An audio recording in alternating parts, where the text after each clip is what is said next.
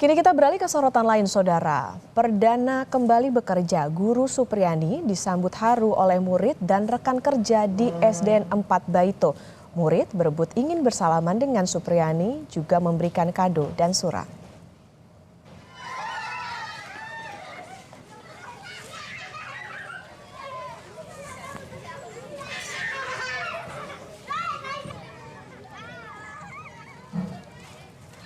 Puluhan murid SDN 4 Baito langsung menyerbu Supriyani saat dirinya tiba di halaman sekolah.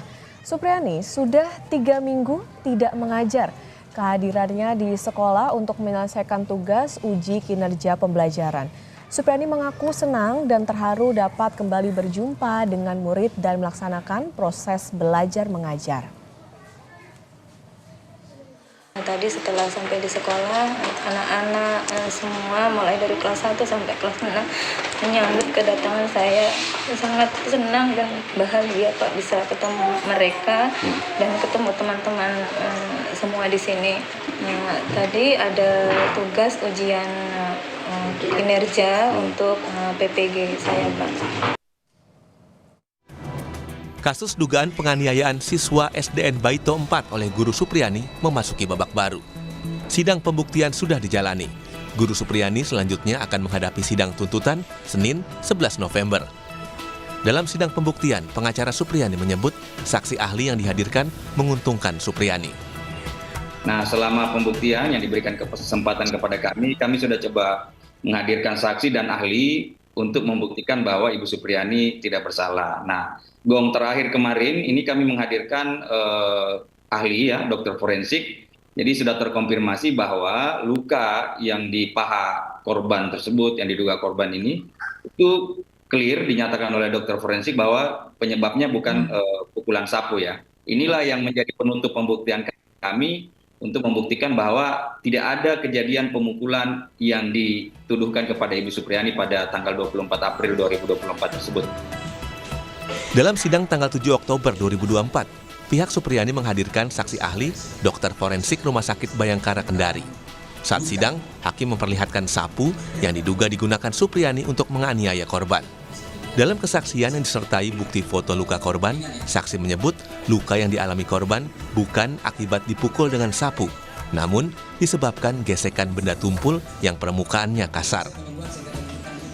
Bukan namanya luka memar, tapi juga kan modelnya kayak seperti melepuh. Jadi kalau melepuh itu yang pertama karena luka bakar ya. Yang kedua adalah luka lecet karena dia tergesek kayak begitu. Kalau misalkan kita menggunakan suatu hal yang sempit atau apa kan tergesek-gesek jadi seolah kayak melepuh seperti itu. Ini bukan lepuhan seperti itu. Ya, jadi bukan luka lepuh karena suatu luka bakar. Nah ini lebih fokus ke arah gesekan, misalkan ada suatu persentuhan dengan bagian permukaan yang cukup kasar, cukup luas gitu, sehingga mengakibatkan terjadi tergoresan seperti itu. Jadi dia agak sedikit mengelupas.